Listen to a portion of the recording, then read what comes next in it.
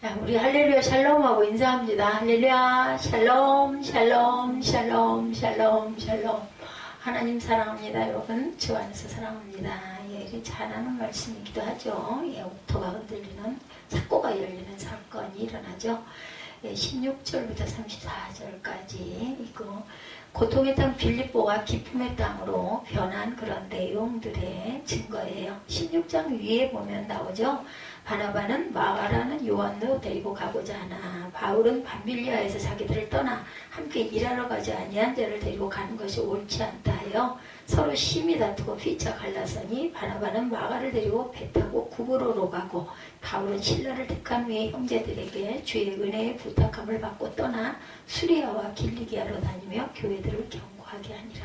이래서 두 군데에서 선교가 이루어지는 그런 역사가 일어납니다. 바나바의 불화로 인한 그와 15장에서 헤어지죠. 바울은 신라와 함께 제2차 선교 여행을 떠나죠. 1차 여행 때 세워진 교회들을 방문해서 믿음을 굳게 하고 또한 새로운 지역에서도 복음을 전하게 됩니다. 성령의 인도하심으로 빌립보에 이른 바울은 그곳에 또 많은 이들을 주께로 돌아오게 하죠. 그래서 디모데를 택해서 데리고 가는 그 사건이 3절에 나와 있죠. 예, 디모데는 루스드로와 이고디온에 있는 형제들에게 칭찬받는 자다. 디모데가 등장을 합니다. 바울이 그를 데리고 떠나고자 할새 그 지역에 있는 유대인으로 말미암아 그를 데려다가 할례를 행하니 이는 그 사람들이 그의 아버지는 헬라인인 줄 알미라. 아버지가 헬라인이에요. 그죠? 예, 어머니가 유대인입니다. 디모데는. 바울은 신라와 함께 주의 은혜를 위하여 부탁함을 받고 수리아와 길리기아로 다녀서 교회들을 굳게 하죠. 그리고 그들은 더베를 거쳐 루스드라에 이르게 됩니다. 루스드라에서 바울은 다시금 디모데를 만나고 디모데는 바울의 1차 여행 때 믿게 된 제자였죠. 그의 어머니와 외할머니는 모두 그리스도인들입니다. 유대인들이고 루스드라는 디모데의 고향이었고 그의 어머니는 유대인이었고 그의 아버지는 헬라인이었다. 소개가 되죠. 디모데는 루스드라와 이고디온의 형제들에게 칭찬을 받았어요. 믿음이 좋아서.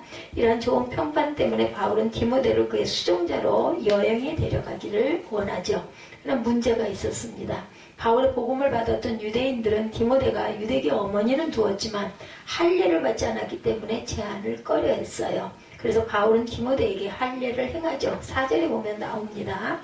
예, 여러 성으로 다녀갈 때 예루살렘에 있는 사도와 장로들이 작정한 규례를 그에게 주어 지키게 하니 여러 교회가 믿음이 굳건해지고 수가 날마다 더해지느라 말하죠. 예. 할례를 행했다. 3절에 나옵니다. 바울이 그를 데리고 떠나고자 할새 그 지역에 있는 유대인으로 말미암아 그를 데려다가 할례를 행하니 이는 그 사람들이 그의 아버지는 헬라인 줄 다 알미러라. 그래서 할례를 줍니다. 아버지가 헬라인이기 때문에. 그래서 누가는 또 하나의 성장 기록과 함께 사역의 한 부분을 매듭 짓는 것이 이 부분이에요. 여러 교회가 믿음이 더하여 굳어지고 그 수가 날마다 더했음을 누가는 기록하죠. 5절에 보면 여러 교회가 믿음이 굳건해지고 수가 날마다 늘어가니라 이렇게 말하고 있어요. 디모데에서 로마서 16장 21절에 디모데에 대해서 설명합니다. 나의 동역자 디모데와 나의 친척 누가와 아손과 소시바더가 너희에게 문안하느니라. 예, 이렇게 인사하죠. 예, 바울이 교회의 권위에 대해서 히브리서 13장 17절에 너희를 인도하는 자들에게 순종하고 복종하라. 그들은 너희 영혼을 위하여 경성하기를 자신들이 청산할 자인 것 같이 하느니라. 그들로 하여금 즐거움으로 이것을 하게 하고 근심으로 하게 하지 말아라. 그렇지 않으면 너희에게도 유익이 없다. 마게도냐에서 부르셔요. 9절에 보면 나오죠. 6절부터 보면 성령이 아시아에서 말씀을 전하지 못하게 하시거늘 그들이 부르기아와 갈라디아 땅으로 다녀가 무시아 땅의 앞에 이르러 비두니아로 가고자 애쓰되 예수의 영이 허락하지 않는다. 8절에 무시아를 지나 드로아에 내려갔는데 9절에 밤에 환상이 바울에게 보이니 마게도냐 사람 하나가 서서 그들에게 청하이르되 마게도냐로 건너가서 우리를 도우라. 오늘 바울이 그 환상을 보았을 때 우리가 곧 마게도냐로 떠나기를 힘쓰니 이는 하나님이 저 사람들에게 복음을 전하라고 우리를 부르신 줄로 인정함이러라. 우리가 드로아에서 배로 떠나 사모드라게라로 직행하여 이튿날 네아폴리로 가고 지명들이 계속 나오죠. 거기서 빌립보에 이르니 이는 마게도냐 지방의 첫 성이요 또 로마의 식민지라 이 성에서 수기를 요하다가 안식일에 우리가 기도할 곳이 있을까요? 문밖 강가에 나가 거기 앉아 모인 여자들에게 말하는데 두아디라 시에서는 자색 옷감 장사로서 하나님을 섬기는 루디아라는 한 여자가 말을 듣고 있을 때 주께서 그 마음을 열어 바울의 말을 따르게 합니다. 루디아가 이제 빌립보 교회를 세우게 되는 그런 옷감 장사이기도 하고 그 시대에 무역을 하는 여자 상인입니다. 아주 힘이 있겠죠. 많은 사람을 알았을 것이고 15절에 그와 그 집이 다 세례를 받고 우리에게 청하여 이르되 만일 나를 주 믿는 자로 알거든 내 집에 들어와 유하라고 강권하여 머물게 아니라서 바울 일행이 거기서 머물죠. 16절에 우리가 기도하는 곳에 가다가 점치는 귀신 들린 여종 하나를 만나니 점으로 그 주인에게 큰 유익 주는 자라. 여기서부터 오늘 본문이 시작이 되고 있습니다. 쭉 더듬어 좀 잠깐 살펴보고 갑니다. 교회의 권위 너희를 인도하는 자들에게 순종하고 복종하라 이렇게 말하죠. 마게도니아로 부르시는 부분이 9절에 나왔어요.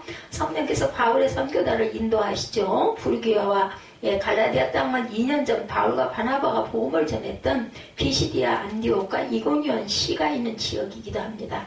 바울의 계획은 아시아를 통해 서쪽으로 여행을 계속해서 가려고 하는데 에베소로 가려고 했던 것으로 보이는데 에베소가 그 주변 지역을 복음화하기 위한 그런 기지로서 지니고 있는 전략상의 중요성을 바울이 아주 지형을 잘 알았던 것 같아요. 바울이. 그러나 이때 성령께서 바울과 실라와 디모데가 아시아 지역으로 들어가는 것을 막으셨어요. 결국 그들은 발길을 돌려 북쪽 산맥으로 넘어갑니다. 소아시아 서북부는 로마의 속주 지르니아가 있었어요. 그러나 그들은 다시 계획을 실행할 수가 없었습니다. 예수의 영이 성령이 계획을 허락하지 아니하셨다. 7절에 말씀하고 있죠. 이제 남은 길은 해안으로 가는 길뿐이었어요. 그들은 무시아를 지나 드로아에 이릅니다. 8절에 보이면 그들이 그곳에 이르자 비로소 성령께서 적극적으로 인도하십니다. 바울은 밤에 꿈에서 마게도냐 사람이 그리로 건너와 자기들을 도와달라 하는 환상을 보게 되죠. 바울은 동료들에게 그 일을 전합니다. 10절에 나와 있어요.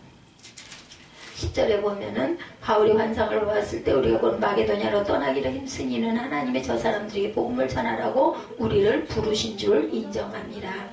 그들이 그곳에 이르자 비로소 성령께서 적극적으로 인정해서 동료들의 그 일을 전하게 되죠. 우리라는 표현이 쓰는 것으로 봐서 누가도 그들과 동행한 누가가 썼어요. 사도행전은 그죠? 우리가 곧 마게도냐로 떠나기를 힘쓰니 10절에 보면 말씀합니다. 성령의 사역이 로마서 8장 14절에도 무릇 하나님의 영으로 인도함을 받은 사람은 곧 하나님의 아들이라. 순종의 신뢰가 사도행전 26장 19절에 아그리빠 왕이여 그러므로 하늘에서 보이신 것을 내가 거스르지 아니하였다 이렇게 얘기합니다. 마게도니아 빌립보에 다다르게 되죠. 거기에 루디아의 개종이 일어납니다. 빌립보에는 회당을 유지할 만큼 큰 유대인 공동체가 없었음이 분명해요. 하지만 바울과 그의 친구들은 도시의 서쪽 외곽에 있는 갱기트 강가에 비정규적인 기도 모임 장소를 발견했는데 거기에는 유대인 여자 몇과 하나님을 경외하는 이방인 여자들 몇이 기도하기 위해 매 안식일마다 모이고 있었습니다. 지금으로 보면 주일이죠. 그중 루디아라는 그 자주 장사, 옷감 장사, 하나님을 경외하는 루디아가 마게도니아의 첫 개종자가 되어서 전도자들을 그녀의 집으로 초대하는 부분이 나오죠. 14절에 그리고 그와 온 집이 세례를 받고 그들을 그 집에 유하도록 했다. 15절에 보면은 이렇게 증거하고 있습니다. 그래서 오늘 본문 16절이죠. 우리가 기도하는 것을 가다 점치는 귀신 들린 여종 하나를 만나니 점에서 그 주인들에게 큰 이익을 주는지라. 그가 바울과 우리를 따라와 소리질러 이르되 이 사람들을 지극히 높은 하나님의 종으로 구원의 길을 너에게 전하는 자라 하며 이같이 여러 날을 하는지라. 바울이 심히 괴로워하여 돌이켜 귀신에게 이르되 예수 그리스도의 이름으로 내가 내게 명하노니 그에게 나오라 하니 귀신이 즉시로 나오니라. 귀신을 쫓아내줬어요. 그래가지고 또 감옥에 갇히는 사건이 일어나죠. 장사를 못하게 하니까 감옥에 갔습니다. 억울한 누명을 씌워서. 점장의 여자 노예입니다. 바울 일행은 빌립보에서 점치는 여자 노예를 만나죠. 그녀는 그들의 뒤를 따라다니며 원치도 않은 증거를 하며 그들을 괴롭힙니다. 바울은 예수 이름으로 그녀에게서 귀신을 내어 쫓습니다. 18절에. 그래서 그녀는 더 이상 점을 칠 수가 없었고 그녀의 주인들은 수입원을 잃게 됐어요. 그녀의 주인들은 재산상의 손해를 당하게 되자 격분해서 바울과 실라를 관원에게 끌고 갑니다. 귀신 들림에 대해서 누가복음 13장 11절에 18해 동안이나 귀신 들려 앓음으로 꼬부라져 조금도 펴지 못하는 한 여자가 있더라. 이렇게 말하죠. 예, 그 시절에는 이런 사람들은 모두 다 귀신 들린 자였어요. 예, 허리가 꼬부라진 자. 예, 지금 같으면 뭐 척추에 예, 문제가 있었다 이렇게 할 건데 어쨌든 그렇게 해서 펴지기도 합니다. 악령을 추방합니다. 마태복음 17장 18절에 예, 예수께서 꾸짖으시니 귀신이 나가고 아이가 그때부터 나으니라. 간수의 개종이 22, 3절에 일어나죠. 관원들의 상관들을 두 전도자에게 매를 때리게 하고 그들을 넘겨주어 밤새 가두어 지키게 하죠. 바울은 아마 후에 3번 퇴장을 받은 일로 기억하고 있는 듯해요. 나무착고에 채워져 꼼짝할 수 없는 바울과 실라는 한밤중에 기도와 찬송을 하죠. 25절에 증거하고 있습니다. 19절 여종의 주인들은 자기 수익의 소망이 끊어진 것을 보고 고발을 하죠. 22절에 상관들이 옷을 찢어 벗기고 매로 치라하여 많이 친후에 옥에 가두고 간수에게 명하여 든든히 지키게 하니 그가 이러한 명령을 받아 그들을 깊은 옥에 가두고 그 발을 착고에 든든히 채웠더니 25절에 한밤중에 바울과 실라가 기도하고 하나님을 찬송하며 죄수들이 듣더라. 26절에 이에 갑자기 큰 지진이 나서 옥토가 움직이고 문이 곧 다 열리며 모든 사람이 메인 것이나 벗어진지라 간수가 자다가 깨어 옥문들이 열린 것을 보고 죄수들이 도망한 줄 생각하고 핫되어 자결하려고 해요. 죄수가 다 탈출했으니까 어차피 죽을 거 자결해서 죽겠다. 바울이 크게 소리질러 이르되 내 몸을 상하지 말라 우리가 다 여기 있노라 하니 29절에 간수가 등불을 달라고 하며 뛰어들어가 무서워 떨며 바울과 실라 앞에 엎드리고 그들을 데리고 나가 이르되 선생들이여 내가 어떻게 하여야 구원을 받으리까 하거늘 이르되 주 예수를 믿으라 그리하면 너와 내 집이 구원을 받으리라. 유명한 말씀이 증거되어 내려오죠. 32절에 주의 말씀을 그 사람과 그 집에 있는 모든 사람에게 전하더라. 이렇게 됩니다. 그 밤 그 시각에 간수가 그들을 데려다가 그 맞은 자리를 씻어주고 자기가 그 온 가족의 세례를 받은 후에 그들을 데리고 자기 집에 올라가서 음식을 차려주고 그와 온 집안이 하나님을 믿음으로 크게 기뻐하느라. 35절부터 마지막 40절까지 잠깐 봅니다. 날이 새며 상관들이 부하를 보내어 그 사람들을 놓으라 하니 간수가 그 말대로 바울에게 말하되 상관들이 사람을 보내어 너희를 놓으라 하였으니 이제는 나가서 평안히 가라 하거늘 바울이 이르되 로마 사람이는 우리를 죄도 정하지 아니하고 공중 앞에서 때리고 옥에 가두었다가 이제는 가만히 내보내고자 하느냐 하니라. 그들이 친히 와서 우리를 데리고 나가야 하리라 한데 부하들이 이 말을 상관들에게 보고하니 그들이 로마 사람이라 하는 말을 듣고 두려워하여 와서 권하여 데리고 나가 그 성에서 떠나기를 청하니 두 사람이 옥에서 나와 루디아의 집에 들어가 형제들을 만나보고 위로하고 가니라. 바울이 굉장히 똑똑한 사람이죠. 결국은 사과까지 받아내고 그죠? 그렇게 해서 떠나는 그런 이야기가 쭉 나와 있습니다. 찬송의 때 계시록 5장 9절에 그들이 새 노래를 불러 이르되 두루마리를 가지고 그 인봉을 떼기에 합당하니라. 일찍이 죽임을 당하사 각 족속과 방언과 백성과 나라 가운데 사람들을 피로 사서 하나님께 드리시고 구원의 강구가 요한복음 6장 28구절에 말씀하고 있습니다. 그들이 묻되 우리가 어떻게 하여 하나님의 일을 하오리까? 29절에 예수께서 대답하여 이르시되 하나님께서 보내신 일을 믿는 것이 하나님의 일이니라 하시나. 믿음도 하나님의 일입니다. 하나님을 예수를 믿는 것도 하나님의 일을 하는 거죠. 누가는 복음의 능력이 어떤 부류의 사람들에게든지 미칠 수가 있다라는 것. 이는 다른 말로 표현하면 어느 누구든지 복음이 필요함을 말하고 있다는 거죠. 루디아 귀신 들린 여종 그리고 간수 이르기까지 구원의 소식은 전해져야 했던 것이죠. 모두가 죄인이고 모두가 하나님의 구원을 필요로 하는 사람들이다. 여러분들에게 행복한 추억 그것과 관련된 사람들을 떠올리면 기분이 좋아지는 것이 있습니까? 있죠. 추억의 장소. 어떤 사람들에겐 자신이 태어나신 자신의 고향일 수도 있고 어떤 사람에게는 다니던 모교일 수도 있고 어떤 사람에게는 학생 때 자주 갔던 헌책방 같은 그런 장소들이 아마 있을 거예요. 제가 오늘 일부 예배 때 얘기했던 것처럼 저는 산에서 진달래 개나리가지를 꺾어가지고 그걸 이게 뒷목 뒤에다가 이렇게 꼽고 양쪽에다 꼽고 수건을 둘러매고 그렇게 놀이를 했던 기억이 지금도 아주 생각하면 재밌고 특별히 봄에 그런 일들이 많았던 걸로 저는 기억을 합니다.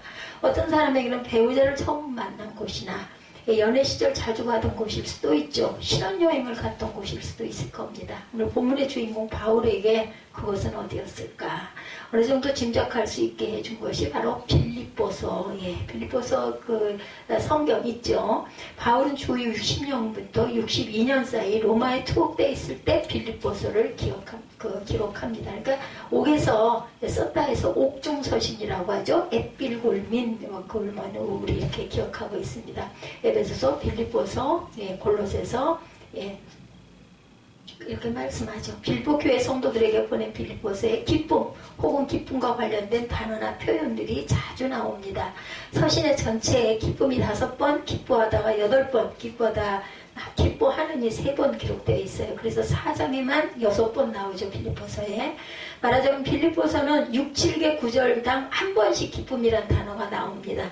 현재 죄수의 신분으로 감옥에 갇힌 그가 빌립보와 빌립보 성도들을 생각하면서 써내려간 빌립보서에 왜 이렇게 기쁨이란 단어를 많이 쓴 이유는 과연 무엇일까? 뭐가 그렇게 기뻐서?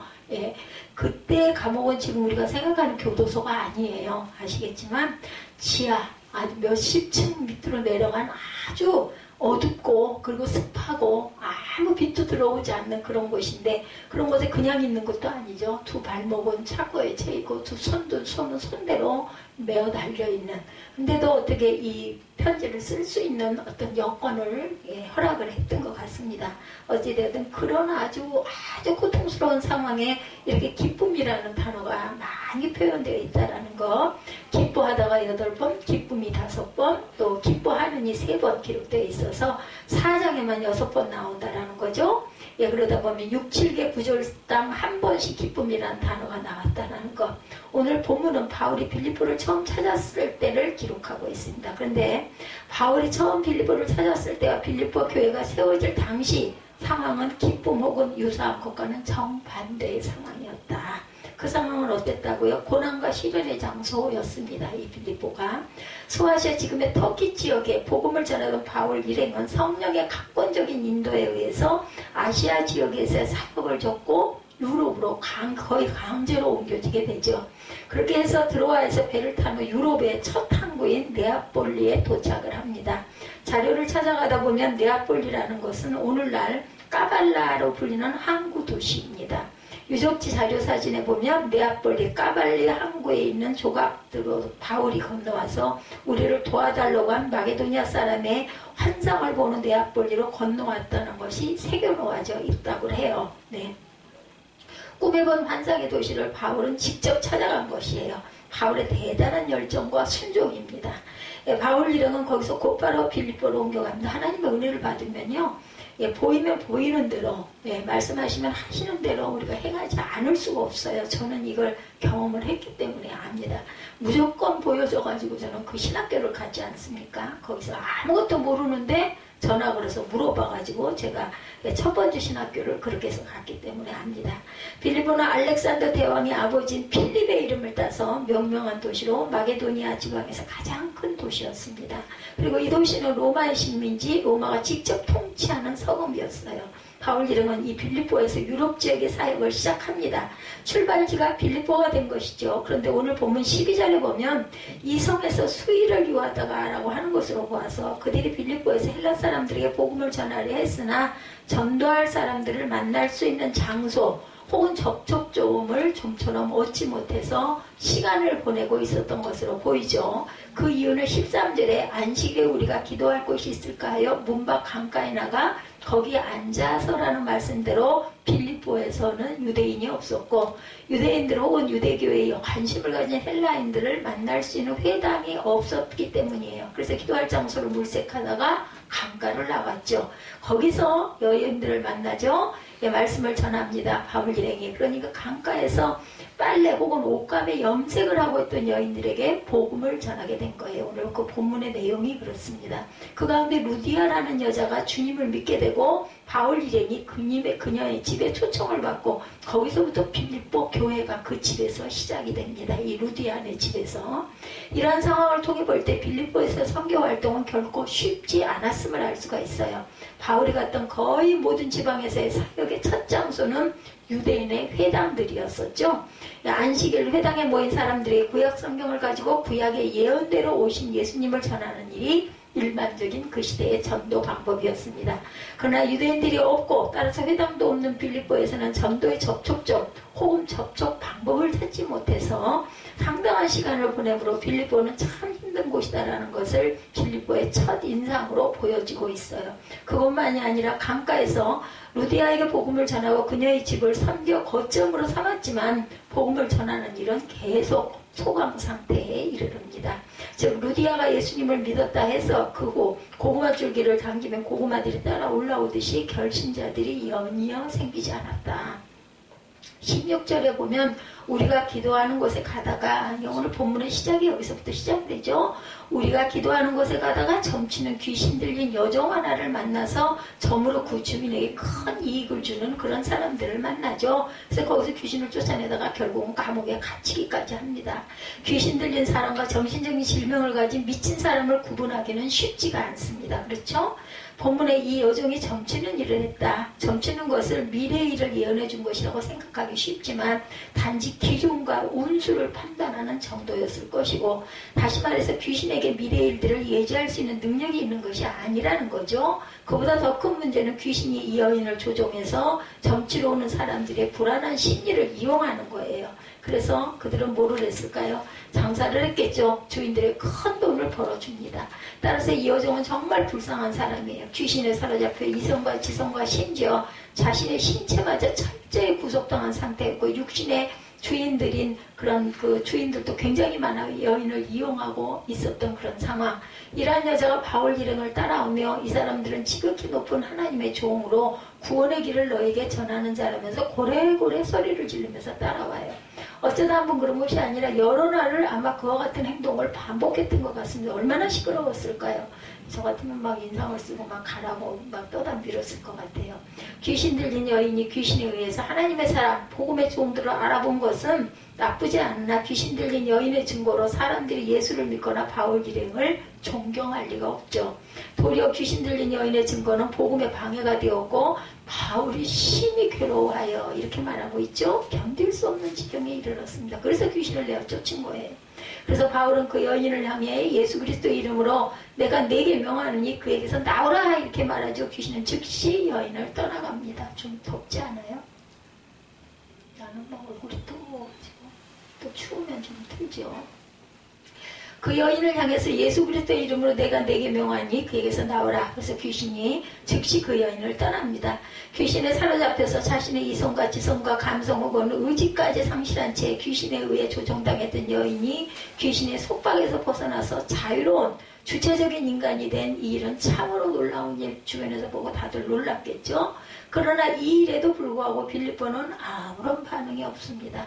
빌립보는 바울과 실라 그리고 그들이 전하는 복음에 여전히 무관심합니다.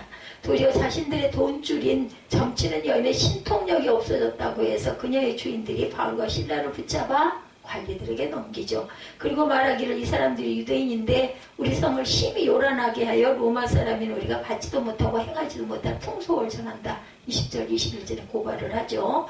바울 일행이 그렇게 외쳐도 빌립보 사람들은 반응이 없었어요. 그런 사람들이 바울 일행이 빌립보를 요란하게 만들었다. 빌립보의 미풍 양속을 해친다고 고발하는 그것에는 곧바로 반응을 보입니다. 고소자들이 고소 때문에 흥분한 수많은 빌립보인들이 관야에 모여 바울 일행을 정죄했고, 이것을 본 관리들은 바울 일행의 옷을 찢어 벗기고 심히 매로 칩니다. 23절에 많이 친 후에라는 말은 그들이 심하게 몽둥이 찜질을 당했고 심하게 채찍질을 당했다는 거죠. 몽둥이로 메타적을 하고 채찍으로 온몸이 난자당하듯 죽도록 얻어맞았어요. 예, 그 자료 사진들이 많이 나와 있는데 보면 매질과 채찍질을 당하신 예수님의 모습과 똑같았다라고 하죠. 매질 채찍질을 당한 예수님의 얼굴, 사진은 폭행을 당한 어린애의 몸이 이렇게 드러나 있습니다. 자신들의 돈줄이 끊어진 이유로 사람들을 선동하여 바울과 실라를 죄인으로 만들었고 무리들을 충동질해서 외치죠. 관리들은 정식 재판 절차도 없이 두 사람에게 즉각 형벌을 내렸고 그로 인해 바울과 실라 두 사람은 이렇게 거의 죽을 지경이 되어서 감옥에 갇히게 됩니다. 이것은 성령께서 강권하심으로 유럽 지역으로 빌립보로 왔지만 빌립보의 사역이 이렇게 무서웠다는 거죠. 죽을 지경이 될 정도로 사역이 너무 어렵고 전도의 진도는 나아가지 않고 귀신을 쫓아낸 일로 상을 받기는커녕 죽을 지경이 이르는 등 빌립보는 너무나 힘들고 괴로운 곳으로 기억될 그런 도시였습니다. 근데 바울과 실라는 그 상황 속에서 아주 특별한 결단을 하죠. 25절에 한밤중에 바울과 실라가 기도하고 하나님을 찬송하네 이렇게 증거합니다. 가장 힘든 시간, 가장 어둡고 깊은 곳, 그리고 가장 고통스러운 상황 속에서 바울과 실라는 특별한 결단을 이렇게 결단하기가 저는 이렇게 읽지만 얼마나 힘들었겠습니까? 얼마나 아팠겠습니까? 예, 그 결단은 깊은 밤중에 옷이 벗겨진 채로 몽둥이로 채찍질을 당하고 온몸과 마음이 엉망인 가운데 있었지만 그들은 기도하고 찬송하기로 결단을 하죠. 온몸이 욱신거리고 상처 부위는 쓰라리고 검붉은 멍은 점점 커졌고 마치 뼈가 으스러지는 듯 뼛속으로부터 지독한 통증이 전해오는 상황에 그들은 기도하고 찬송을 합니다. 정말 쉽지 않은 일이죠. 마음이 조금이라도 어둡고 힘들면 찬송을 부르기가 쉽지 않은데 그런 가운데 억지로 찬송하는 것은 또 얼마나 고통스럽고 괴로웠을까요? 기도 역시 마찬가지요. 기도 소리보다 아야 아파 신음소리가 아마도 더 컸을 것 같습니다. 나도 모르게 저절로 나왔을 터인데도 그들은 기도와 찬송을 결단합니다. 빌립보서의 전도가 너무너무 힘들고 누디아나는 첫 열매 그 결신자 그 이후에는 아무도 없고 귀신을 쫓아낸 일로 이렇게 죽도록 얻어 터지고 감옥에 갇히는 처지에 이르렀을지라도 기도하고 찬송하라 하신 말씀에 순종하기로 결단하고 실천에 옮겼다라는 것. 그들이 그렇게 했을 때 기적이 일어나죠. 두 가지의 결과. 첫째는 갑자기 지진이 나서 옥토가 움직이고 닫혀있던 문들이 열리고 모든 사람이 매인 것이 벗어집니다. 일반적으로 지진 현상이 거의 없는 빌립보, 거기다가 지하 감옥이기 때문에 더더욱 지진의 영향이 적을 수밖에 없는 곳임에도 불구하고 상당히 큰 지진이 일어나 모든 문들과 질서로 묶고 있던 것들이 해제되어 버린 것이죠. 기도할 수도 없고 찬송할 수도 없을 때 일이 잘 풀리지 않고 일의 결과가 열매가 거의 없거나 적을 때 선행의 열매가 최악일 때 주님의 말씀에 순종하여 기도와 찬송으로 결단하고 순종하면 하나님의 역사가 일어난다라는 거죠. 즉 기뻐할 수 없는 상황에서도 기도하고 찬송하면 기쁨이라는 열매가 맺힌다는 것입니다. 그리고 그 기쁨은 바울과 실라 두 사람에게만 국한된 것이 아닙니다. 모든 사람의 매인 것이 다 벗어진지라. 말씀처럼 모든 사람을 결박하고 구속하고 장악하고 있던 것들이 풀리는 역사가 기도와 찬송 때 일어난다라는 것. 우리나라 교회사에 다음과 같은 기록이 있습니다. 1세기 전 황해도 봉산군 당포에 교회가 세워졌는데 그 교회에는 신실한 노부부가 있었다고 하네요.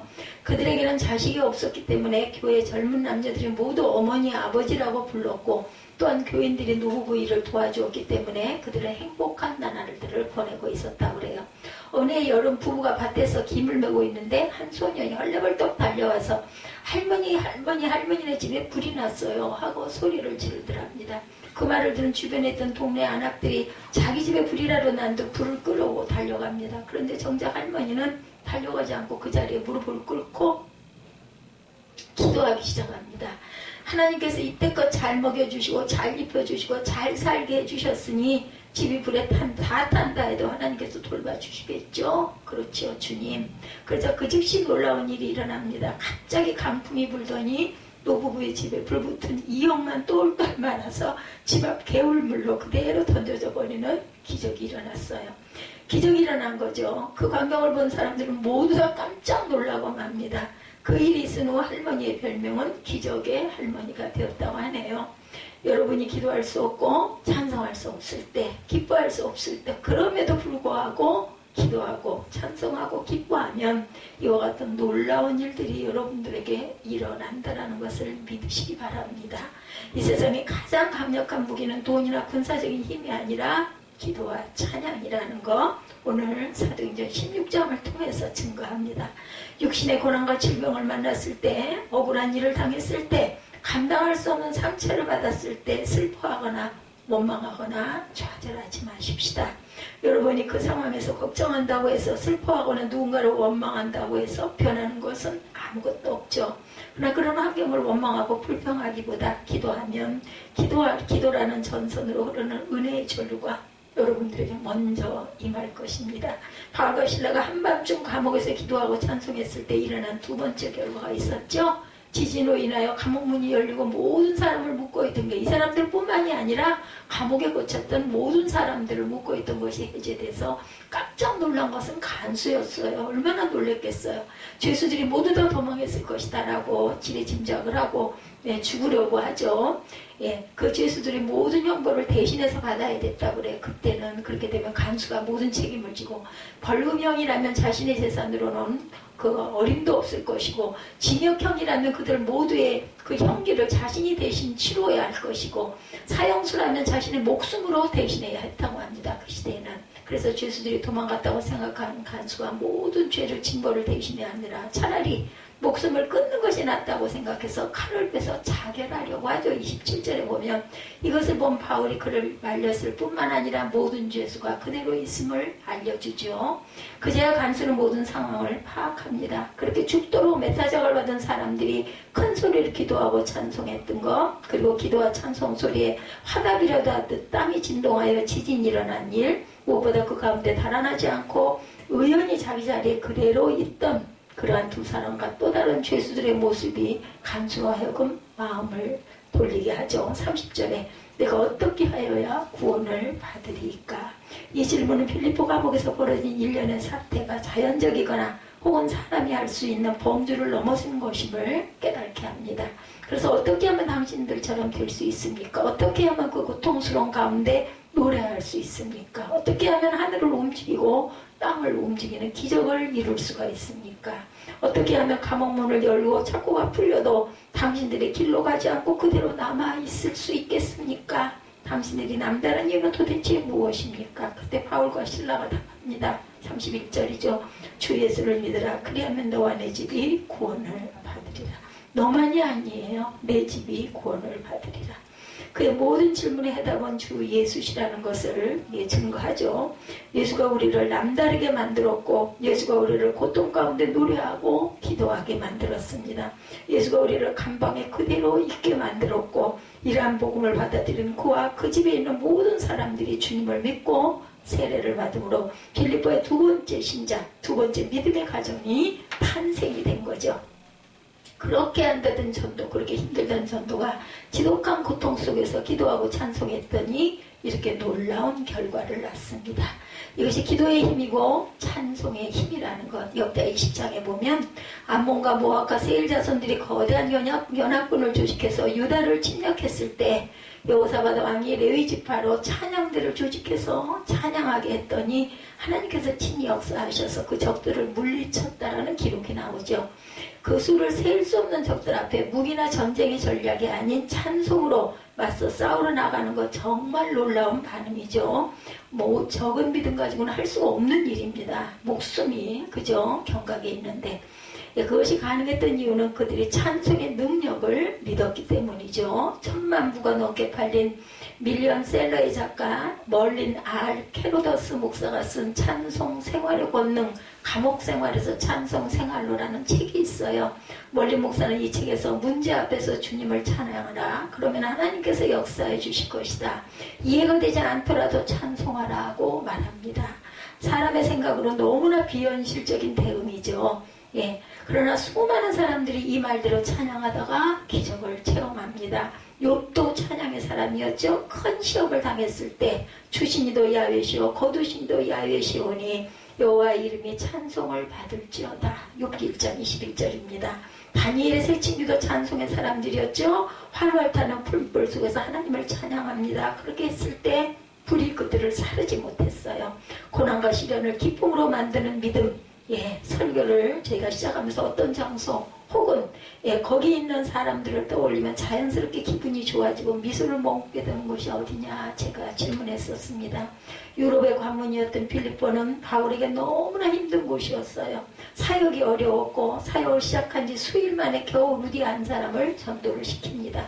그리고 또다시 수일이 흘렀지만 전도의 열매는 더 이상 없었죠. 그러다 귀신 들린 여종의 귀신을 쫓아낸 일로 죽을 지경이 되도록 매질과 채찍질을 당한 후에 감옥에 갇힙니다. 빌립보는 생각만 해도 가고 싶지 않은 끔찍한 곳이었을 거예요. 만약 여기까지 빌립보 사역이 결론이었다면 바울 사도는 빌립보서에 그렇게 자주 기쁨을 말하지 못했을 것입니다. 그러나 그가 하나님께 기도하고 찬송했을 때, 즉 그 고통의 상황에서 기뻐함으로 결단했을 때 하나님의 역사가 일어났어요. 놀라웠죠. 그들이 이율배반하니 상황배반적인 모습에 마치 땅에 놀란 것처럼 진동하죠. 그리고 그 모습에 놀란 간수와 그의 가족이 주님을 믿게 됩니다. 이 열매를 맺히기 위해서 이렇게 고난과 아픔을 당했다는 거죠. 바로 이것으로 말미암아 고통의 땅인 빌립보는 은혜의 땅, 축복의 땅으로 바뀌었습니다. 여러분이 평안할 때 부르는 노래, 어려움과 걱정과 근심과 고통과 환난이 없을 때 드리는 기도, 좋은 일이 있어 기뻐하는 것을 하나님도 기뻐하시고 좋아하십니다. 하나님의 백성이고 자녀된 여러분이 부르는 노래와 기도와 기쁨을 하나님께서 무시하실 리가 없죠. 그러나 그보다 더 하나님의 역사를 부르고 자연과 사람까지 움직일 수 있는 것은 편안하지 못한 상황에서 부르는 노래, 어려움과 걱정과 근심과 고통과 환난 가운데 부르짖는 기도, 괴롭고 아프고 외로운 가운데 기뻐하는 것, 바로 그것을 통해서 하나님의 역사가 일어난다는 것을 기억하시기 바랍니다. 쉽지 않은 결단입니다. 노래할 수 있을 때 부르는 노래, 기도할 수 있을 때 올리는 기도, 기쁜 일이 있을 때 기뻐하는 것은 사람들의 주목을 끌지 못합니다. 그러나 기뻐할 수 없는 상황, 기도하기 어려운 처지, 찬송하기 힘든 여건 속에서 기뻐하고 찬송하고 기도할 때 하나님은 기적의 역사를 일으켜 주시죠. 그럴 때 사람들은 여러분을 주목하고 여러분의 말에 귀를 기울일 것입니다. 그러므로 어떤 상황에서든지 노래하시기 바랍니다. 어떤 상황에서든지 기도하시기 바랍니다. 그래서 하나님을 감동시키고 사람을 움직이고 자연을 움직이는 저와 여러분이 되시기를 주님의 이름으로 축복합니다.